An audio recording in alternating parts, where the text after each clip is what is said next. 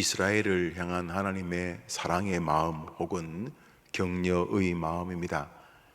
이사야서가 66장으로 이루어져 있고 39장까지는 하나님의 진노에 대한 내용들로 줄을 이룹니다.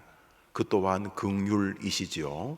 그럼에도 불구하고 하나님의 징계하시고자 하는 하나님의 엄히 두려움이 보여진다면 40장부터 나머지 27장은 그럼에도 불구하고 그들을 여전히 버리지 아니하시는, 그래서 39장까지는 자녀를 향하여 회초리를 들고 혹은 훨씬 더 큰 방망이를 들고 채찍질 하시는 하나님이라면 39장이 끝나는 40장부터는 두드려 팼음에도 불구하고 그 이유가 사랑 때문이며 너가 나에게 꾸중을 듣지만은 나는 끝내 너를 버리지 않는 너의 아버지시다 하는 사랑을 우리에게 보여줍니다.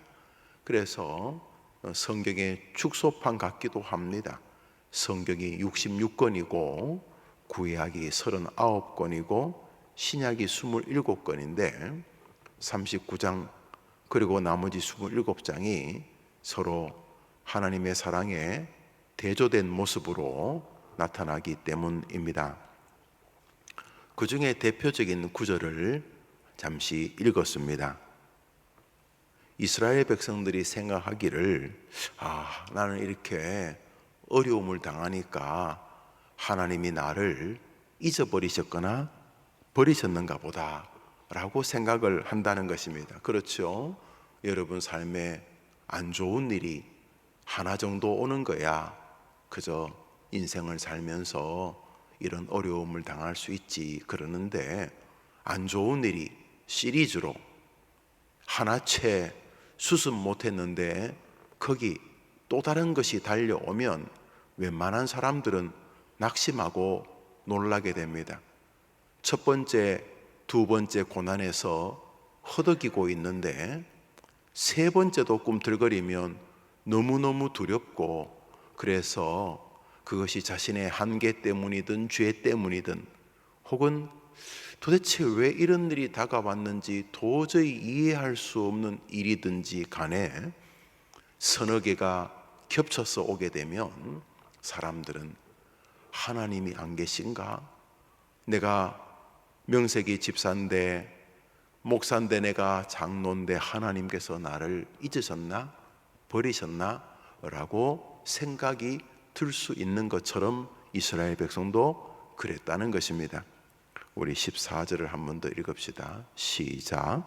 오직 시온이 이르기를 여호와께서 나를 버리시며 주께서 나를 잊으셨다 하였거니와. 시온은 이스라엘의 상징이죠.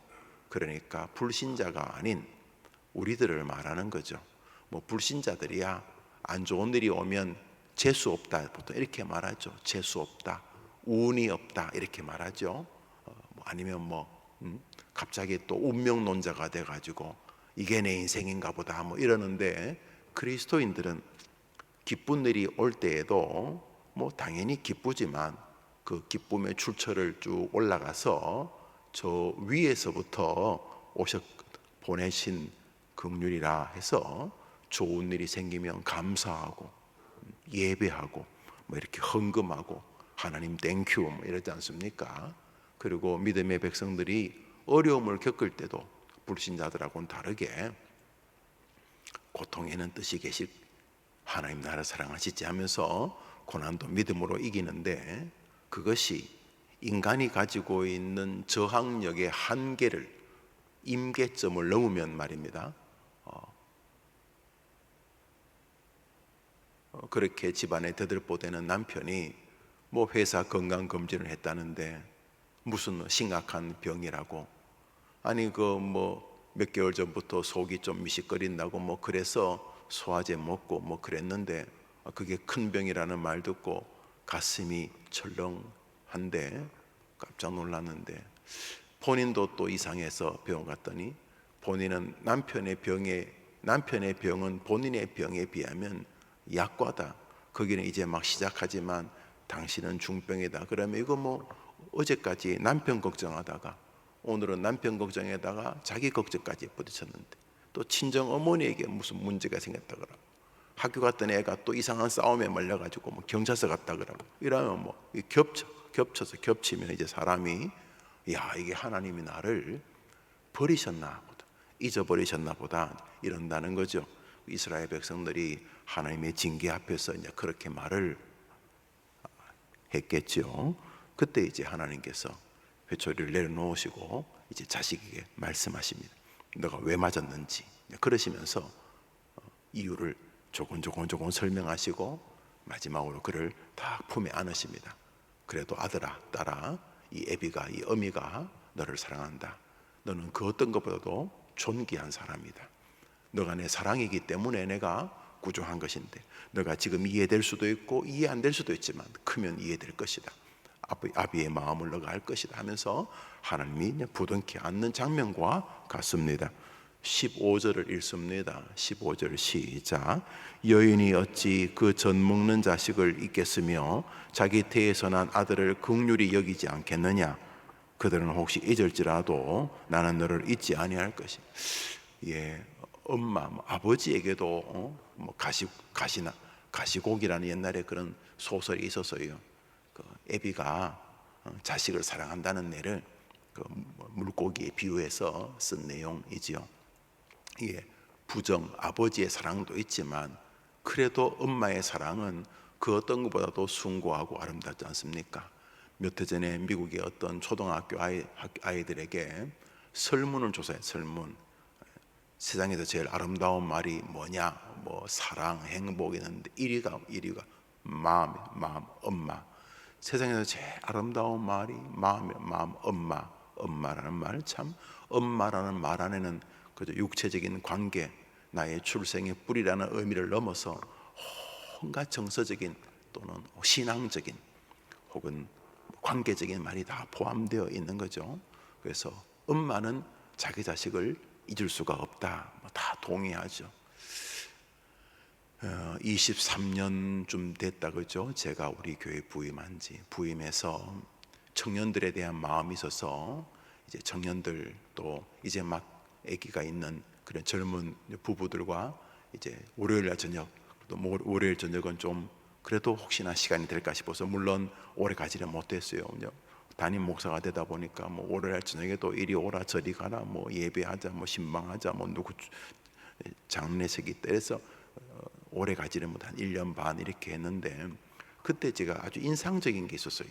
이제 처음 담임 목사하고 성경 공부하고 싶은 사람들, 특히 젊은 사람들 모여라 그랬더니 이제 막 갓 결혼했거나 이제 아이가 막 1살, 2살, 3살, 4살 된 이런 엄마들, 아빠 부부가 모였어요. 5명, 10명이 좀 많이 늘었어요. 그러다 보니까 이제 한 명을 보모로, 그 교육자인가요, 한 명을 옆방에서 이제 애를 보게 하고 또 애들끼리 놀게 하고 성경 공부를 하는데, 좀 있다 보면 애가 울어요. 엥 하고 울어요. 신기한 게 있어요. 저는 그놈 울음이 다 그놈이에요. 그런데 성경 공부하다가 엥 하고 울면 걔 엄마가 일어나서 가는 거예요. 와, 신기하기 짝이 없는 거예요. 어떻게 아는지. 엥 하면 그 엄마가 일어나서 딱 하는 거예요. 자기 새끼 울음을 아는. 그러니까 성경 공부하면서도 마음은 저쪽에 싸우진 않을까, 어디 모서리에 부딪히진 않을까 가 있는 거예요. 그렇듯이 여인이 어찌 그 자식을 잊겠느냐? 못 잊는다. 그러나 설령 뭐 이상하게 여자가 딴 데 마음 팔려가지고 지 새끼를 잊어버리는 경우가 있다 할지라도 나 여호와는 너를 잊지 아니할 것이다, 이렇게 말씀하시고, 우리 그 다음 절 읽겠습니다. 16절 시작. 내가 너를 내 손바닥에 새겼고 너의 성벽이 항상 내 앞에. 타투라 그러죠. 우리 몸에 이제 문신하는 거. 뭐 애교 있게 볼 수도 있지만 좀 무섭기도 해요. 가끔 이렇게 사우나에 가면 막 온몸에 그림을 그린 분이 계시죠. 뭐 용이 여기서부터 시작해가지고 뭐 저 뒤에까지. 그래서 그것도 민주주의 국가에서 할 수가 있죠. 과도하게 몸에 문신을 전체를 하는 것은 또 세월이 지나면 좀 후회하기도 한다, 뭐 그런 글도 봤습니다. 그런데 하나님이 문신한 것 같은 이야기를 오늘 본문에 쓰십니다. 내가 너를 손바닥에 새겼다. 등에 문신한 건 잘 못 보겠죠. 누가 찍어서 보여주거나 뒤에 거울을 보고 볼지는 손바닥은 아침에 세수할 때도 보고 뭐 하다가도 보고 또 뭐 이렇게 그냥 뭐 길 가다가 누가 뭐야 하고 남도 보고. 손바닥이라는 것은 가장 기억하기 좋은 장소죠. 우리 하나님께서 무슨 새기고 자시고 어디 종이에 적어두고 그럴 것이 있습니다. 저도 그저 한두 명까지는 이름을 이렇게 적습니다. 기억합니다. 이름이 뭐 김철수입니다. 반갑습니다. 또 이름은 박영희입니다. 아이고 반갑습니다. 그런데 이제 3명쯤 되면 저도 적습니다. 이제 더 이상 저 기억 못해요. 쭉 길어져 가지고. 우리 하나님이 우리 하나님이 지구의 인구의 모든 사람 이름을 다 아시죠. 그런데 손바닥에 새겼다는 말은 우리에게 대한 당신의 마음을 표현하시는 거죠. 해림교회 성도들아, 너무 염려하지 마라. 그냥 갑자기 돈이 없어진 거야. 너무 염려하지 마. 지금 조금 몸이 아픈 거라고. 뭐 암? 그래. 지금 조금 아픈 거라고. 걱정하지 마. 내가 네 암 말이 이거 다 알고 있어. 걱정하지 마. 자식에게 어려움이 생겼지. 그렇지만 너무 그렇게 낙심하지 마라. 내가 다 알고 있다. 이렇게 하시면서 주님이 우리 모두에게 오셔서 이렇게 위로하시는 것이죠. 자, 이것이 이제 기독교인들의 믿음 아닙니까? 그가 가장 구체적인 증거가 십자가 아닙니까? 그래, 자기 자식까지도 날 위해 죽이시는 분이 하나님 아닌가? 뭐 이렇게 나를 좀 불쌍히 여겨서 뭐 이렇게 손에 잡힌 대로 그래 이거 좀 너 해라. 그래 너 이거 좀 해라. 뭐 이렇게 말하는데, 옛날에 민주화 시절에 민주화 운동하던 시절에 그 김영삼 전 대통령의 그 글을 보면 그 기자들하고 그렇게 사이가 좋았대요. 뭐 정치적이긴 한지 모르지만 가다가 마침내 아는 기자 하나가 뭐 애가 아프다는 얘기를 듣고는 그때 김규순과 무슨 수행시장에 있었는데 네 지갑 있냐? 그래서 지갑 있다니까 그 지갑을 꺼내가지고 집고도 아니고 김영삼 대통령이 수행비서실장, 아마 자기 지갑을 수행비서실장이 가지고 다녔나 보죠. 네 지갑 있나? 그 지갑을 통째로 기자에게 줬다는 거예요. 처음 들어보셨어요? 뭐 처음 들어보셨겠죠. 뭐 정치인들은 말은 다 못 믿어요. 그냥 그런 글이 있더라고요. 자, 그러니까 뭐 불쌍히 여기니까 손에 잡히는 줬다. 손에 잡히는 대로 하나님이 우리를 불쌍히 여겨서 손에 잡히는 주는데, 손에 뭐가 잡혔냐면 자기 아들 예수가 잡혔어요. 누구? 온 만물이 그 발 아래 복종하는 예수. 그런데 하나님이 우리를 사랑해서 손에 잡히는데 지갑도 주시다가 너무 기가 막히니까, 이 구원받을 길이 없으니까 주님이 무엇까지 주셨냐? 자기 아들을 우리를 위해 아끼지 않고 줬다는 게 성경 전체의 내용입니다. 그게 너무 황당하니까 창세기부터 계시록까지 쭉 늘려서 설명한 거예요. 자기 아들을 우리를 위해 줬다는 말을, 그러니까 보통 사람이 정신 나간 신이라고 생각할까 봐 창세기부터 계시록까지 왜 자기 아들을 우리를 위해 줬는지를 설명을 한. 그래서 좀 길어졌어요. 내용은 같은 이야기예요. 자기 아들을 아끼지 않고 우리를 위해 내어준 나다. 내가 네 하나님이다. 너무 염려하지 마라. 이렇게 말씀하고 계시는 것입니다. 언제까지? 곧 하늘에 도착할 그날까지. 우리의 선배들이 이 사실을 믿고 죽음이라고 하는 마지막 허들을 뛰어넘었습니다. 위그노, 퓨리탄, 커버넌트, 이런 사람들이 다 신앙을 지키겠다고, 다시 말해 하나님을 배신하지 않겠다고 하는데, 왜 그렇습니까? 뭐 일종의 신념도 있겠지만 그것만 가지고 사람이 죽을 수는 없습니다. 신념은 배도하기에 딱 맞는 조건이기 때문에. 그러면 그들은 어떻게 믿음을 지켰는가? 주의 수 내가 알기 전 내가 똥인지 된장인지 전혀 모를 때 날 먼저 사랑했네. 하나님의 사랑이 그들을 주관하셨기 때문인 것입니다. 선교사님들 가운데 두 종류가 있다고 합니다. 어쩌다 선교사가 있고, 주님의 사랑에 압도되어서 이 감격이 어쩔 줄을 몰랐어요. 정상적으로 의사 잘하던 사람이 병원 딱 접고 중국으로, 미얀마로 주를 위해 가는 것입니다. 한 달에 80년대만 해도 5천만 원씩, 80년대면 그 얼마나 큰 돈입니까? 그렇게 돈을 벌던 사람이 한 달에 30만 원 받고 지금도 선교하고 있습니다. 우리 교회가 돕는 선교사님 가운데 그런 분들이 계시죠. 왜 그런 것입니까? 정신 나간 것입니까? 압도당한 것입니다. 무엇에? 하나님이 너를 사랑한다는 사랑에 압도된 것입니다. 우리가 죽을 때에도 그렇게 죽어야 단단하게 하늘나라 가지 않겠습니까? 오늘도 하나님께서 여러분을 사랑한다고 이렇게 구구절절히 손바닥에 새긴다는 설명까지 하시는 하나님을 믿고 사랑 안에서 승리하는 여러분 되기를 축복합니다. 그런데 여기까지면 우리가 다짐하면 되겠지만, 하나님은 우리에게 이것을 다른 사람에게 설명하라고 생명을 주셨다는 사실입니다.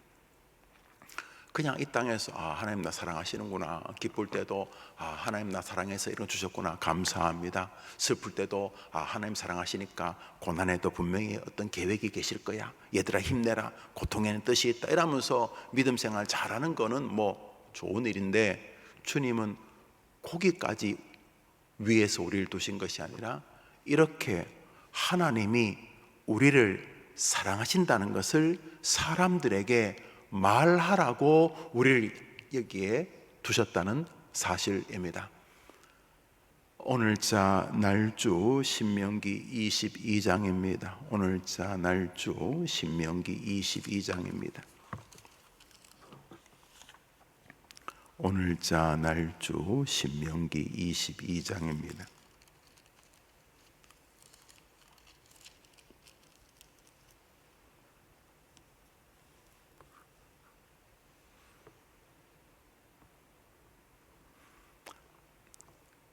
(1절) 읽읍시다. 시작.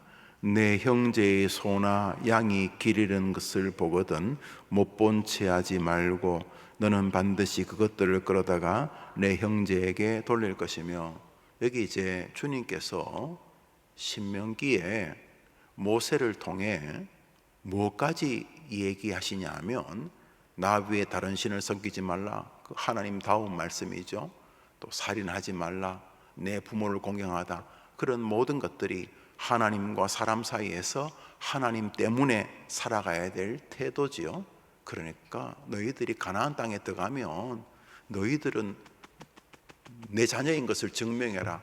하나님을 섬기는 것을 보이고 안식일을 기억하여 거룩히 지키는 것을 보이고 하나님의 이름을 망령되게 일컫지 않는 그런 것을 통해 너희가 내 백성인 걸 증명하고, 그곳에서 부모를 공경하고 살인하지 않는 이런 유도를 통해서 너희가 쟤들은 보스가 있구나, 쟤들에게는 하나님이란 존재가 있구나, 그것을 증명해라, 이렇게 말씀을 하신 거죠. 그러니까 출애 10계명을 비롯한 이런 것들이 다 이제 이스라엘 백성들이 살아갈 삶의 태도인 거죠. 그걸 지켜서 구원받는다는 게 아니라 그것이 하나님의 백성의 모습이고, 너희들이 그것을 통해 내가 하나님인 것을 증명하라는 거죠. 이렇게 뭘 하는 것마다, 주일날 교회 예배드릴 때 나도 하나님께 은혜 받지만 예배드리는 것 자체가 세상 사람들에게 우리의 주인이 계신 것을 증명하는 것 아닙니까? 그런데 어디까지 말씀하냐 하면 형제들이 잃어버린 그 짐승을 이야기합니다. 내 형제의 낙이나 소나 양이나 개나 닭이나 여튼 간에 내 형제의 짐승이 길 잃은 것을 보거든 못 본 채 하지 말고 너는 반드시 그것들을 끌어다가 내 형제에게 돌릴 것이며. 저런 사람을 뭐라고 부르죠?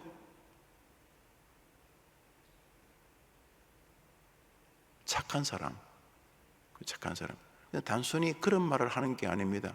2절은 굉장히 오지랖이 넓은 것 같은 것까지 우리에게 요청하시는 것처럼 보입니다. 2절입니다. 시작. 내 형제가 내게서 멀거나 또는 내가 그를 알지 못하거든 그 짐승을 내 집으로 끌고 와서 내 형제가 찾기까지 내게 두었다가 그에게 돌렸지. 세상에 이 형제가 짐승을 잃어버린지도 모르고, 또 짐승을 잃어버린 사람이 저 멀리 장행하다가 잃어버려가지고 이제 이 사람 집까지 거리가 멀고, 그렇다면 네 집에서 잘 기르고 보관했다가 형제에게 돌려주라는 것입니다. 자, 이런 류의 내용들과 후반부에는 젊은 여성들을 보호하는 내용들이 이제 신명기 22장에 나오지요. 이런 일들이 뭘까? 왜 하나님이 이런 것까지, 뭘 하나님이 이런 것까지 하라고 하시는가? 그러니까 말 그대로 착한 사람이 되라는가? 아닙니다. 하나님께서 우리에게 너희는 내가 하나님이고 너희들을 지킬 것을 의심하지 말고, 어떠한 삶을 살더라도 나 여호와가 너를 여호와 손바닥에 놓고 기억하고 있다는 것을 기억하며 믿음과 소망으로 살아라 라고 말씀하시면서 남, 길 잃은 소, 닭, 양을 이야기하시는 이유가 여기에 있습니다.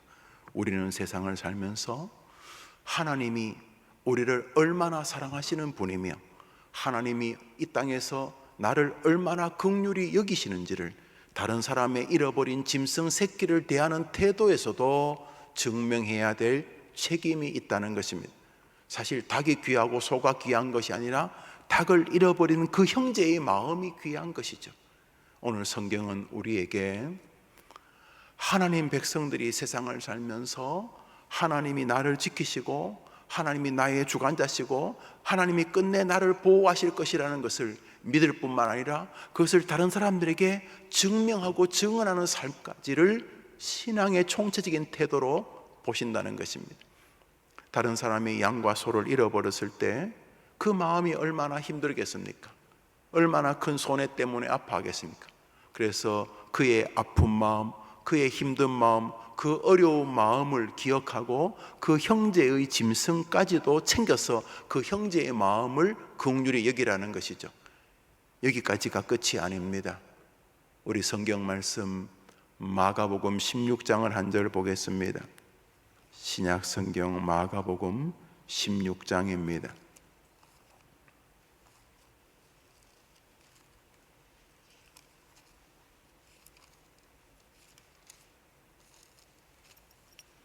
(15절) 한 절 읽읍시다. 15절 읽습니다. 시작. 또 이르시되 너희는 온 천하에 다니며 만민에게 복음을 전파하라. 여러분, 예수 믿고 하나님이 나를 지키신다는 위로를 받고 살면 되는 것 아닙니까? 하나님이 나를 손바닥에 새기고 내란 존재가 늘 하나님 눈앞에 있고 끝내 하나님이 나를 보호하신다. 병이야 네 마음대로 해라. 끝내 하나님은 나를 건져내신다. 죽음, 그럼 네 마음대로 해봐라. 하나님이 죽음에서도 끝내 나를 건져내신다. 이러면서 하나님 믿고 살면 안 됩니까? 안 된다는 것입니다. 우린 세상에 다니면서 온 천하에 하나님의 그 놀라우신 사랑, 하나님이 나를 손바닥에 새겼다는 가장 두드러진 증거, 하나님이 끝까지 나를 사랑하신다는 가장 완벽한 증거, 애가 공부를 잘하고 어려웠는데 예수 믿고 서울에 집 장만하고 이런 것도 다 하나님 도와주시는 은혜일 수 있겠지만 그런 것들은 이것에 비하면 조족지혈입니다. 잡히다가 지갑 통째로 주기도 하고 주기도 하다가 도저히 이거 줘가지고 되는 문제가 아닌 걸 보고는 보시다가 자기 아들 예수, 온 천하가 그 발 아래 복종하시는 이 전능하신 예수님을, 예수야 네가 저놈들 대신 죽어야 되겠다, 저것들이 도저히 안 되겠다, 주님께서 자기 아들 예수까지 우리를 위해 내어준 것이 손바닥에 새기는 것의 정점인 것이죠. 그래서 우리가 세상 사람들에게 말해야 될 것이 뭐냐 하면 하나님이 우리를 손바닥에 새길 만큼 사랑한다는 말의 최고봉이 예수님이신 거죠. 그러니까 형제가 짐승을 잃어버려서 아파하고 형제가 정말 괴로운 상태를 도와주는 짐승을 찾아서 도와주는 것 정도도 귀하다면 비교도 안 되죠. 뭐 짐승 도와줘 봐야 뭐 재물적인 손해 좀 이렇게 보상받는 건데, 이건 영원히 달린, 7, 80년도 아니고 7, 800년도 아니고 뭐 7, 8천년도 아니고 영원한, 그 인간에게는 없는 그 영원히 달린 선물, 잃었던 양새끼, 쥐새끼, 양새끼, 소새끼가 아니라 잃었던 진리, 복음을 전해주는 일은 하나님께서 우리를 손바닥에 새길 만큼 사랑하신다는 것을 증명하는 복음. 잃었던 소 찾는 것도 굿뉴스지, 잃었던 양 찾는 것도 굿뉴스지. 이것도 유앙겔리온이 맞지. 그것도 얼마나 기쁘겠어요. 그렇지만 하나님께서는 우리에게 그 형제를 위해서 양도 찾아주고 소도 찾아주는 것도 그렇게 해라. 그렇지만 그것은 뒤에 찾아줄 것에 비하면 아무것도 아니다. 뒤에 찾아줄 것, 바로 예수님이 이 땅에서 당신이 죽으시고 당신의 말씀대로 살아나시고 당신이 말씀하신 것이 진리인 것을 충분히 증명하신 다음에 하늘로 승천하시면서 다시 하나님이 신명기에 하셨던 말씀을 그대로, 하나님이 이사야에 하셨던 말씀을 그대로 너희는 온 천하에 과거에는 뭐 어디 길 가다가 잃어버린 찾은 수준이지만 이번에는 아예 밖으로 돌아다니면서 길 잃어버린 영혼들에게 복음을 증거하라고 유언을 하신 것입니다. 이것을 통틀어서 그리스도인의 삶이라고 부르는 것입니다. 먼저 하나님이 나를 사랑한다는 진리와 하나님이 나를 사랑하신다는 분명한 사실을 하나님의 말씀, 성경과 설교를 통해서 깨닫는 것이 첫 번째고, 그것이 내 마음의 감격으로 다가왔을 때 우리는 하나님께서 나를 지금도 한이 없이 사랑하신다는, 손바닥에 새기는 것에 1000만 배 더 분명한 하나님이 나를 사랑한다는 증거인 예수 그리스도, 그 십자가의 은혜, 예수님 안에 길이 있다. 그래서 지금도 영혼을 잃어버린, 생명을 잃어버린, 구원을 잃어버린 사람들에게 가서 양이나 소 정도가 아니라 오늘도 예수님을 전해주고 예수님을 그들의 품에 전해주고 안겨주는 우리들의 삶이 성도의 삶이다, 이런 뜻이 되는 것이죠. 놀랍게도 하나님은 우리가 이렇게 하나님이 우리를 사랑한다는 가장 분명한 증거인 예수님을 전하는 동안 사람 되게 만들어 놓으셨습니다. 너희는 온 천하에 다니며 만민에게 복음을 전하라. 만민은 사람을 말하는 거죠. 우리가 뭐 닭한테 복음을 전하겠습니까? 나무에게 복음을 전하겠습니까? 결국 세상은 사람인데 이 복음 전하는 것은 거룩한 은혜이지만 말할 수 없는 선물입니다. 명령이지만 복음은 세 종류의 인간에게 전합니다. 온 천하가 첫 번째로 여러분 자신입니다. 말씀 듣듯이 주님이 우리를 사랑한다는 이 진리를 우리가 하나님의 사명으로 알고 전하면 인생의 질이 달라집니다. 첫째로 자기 자신에게 날마다 너 다른 사람보다 못하다, 뭐가 어떻다, 끊임없이 되도 않는 거짓말, 돈이 없는 건데, 몸이 좀 아픈 건데, 아이가 지금 사춘기를 겪고 있는 건데 그것이 막 저주인 것처럼 거짓말이죠. 애가 아픈 거고 돈이 없는 거고 사고가 난 거지 하나님이 나를 버린 증거는 아니지 않습니까? 먼저 자기에게 영우야, 여러분, 철수야, 너는 수지 맞을 인간이다. 너 같은 인간이 뭐 무신론자로 뭐 주먹이나 믿어라, 뭐 돈이나 믿어라 그러다가 혹은 아니면 뭐 어쩌 용하게 뭐 민족 종교 그러면서 이상한 거나 믿다가 죽을 인간인데 네가 만군의 왕이신 하나님을 알게 되다니 너는 진짜 예수 때문에 복받은 사람이다. 자기에게 날마다 하나님의 이름을, 예수의 전능하심을 전할 명령인 거예요. 그게 만민에게 복음을. 두 번째 복음은 여러분이 잘 믿는다고 하는 믿음의 동료들입니다. 아이고 집사님과 함께 믿음 말씀 생활해서 너무 좋습니다. 권사님, 장로님, 할머니가 우리 집에 시집 오면서 처음 예수를 믿었다면서요. 할머니 감사해요. 이렇게 내가 예수 믿고 살게 해줘 감사해요. 예수 믿는 사람들끼리 예수 이야기하는 게 복음을 전하는 것입니다. 마지막 만민은 세상 불신자들입니다. 결국 우리는 이렇게 복음을 전하면서 하나님을 기쁘시게 하고 하나님이 성령에서 요청하시는 것을 이루어 드릴 뿐만 아니라 우리 삶의 질을 바꾸게 됩니다. 여러분, 술이나 먹고 낙심이 나는 사람과 아침 저녁으로 자신에게 예수의 능력을 말해주는 사람이 같은 인생을 살겠습니까? 같은 학생이 같은 학생의 길을 걷겠습니까? 그리스도인들이 모일 때마다 예수의 이야기를 지난 주간에 주셨던, 하나님께서 지금까지 함께 하셨던 그 예수의 사랑과 예수의 은혜를 모일 때마다 나누는 그 사람의 질이 달라지 어떻게 되겠습니까? 불신자들에게 예수님을 자랑하기 위해서 그는 말만이 아니라 행동 거지의 변화가 당연히 따라오게 될 수밖에 없는 것입니다. 예수를 전하는 것은 의무지만 거룩한 선물인 것이죠. 복된 아침입니다.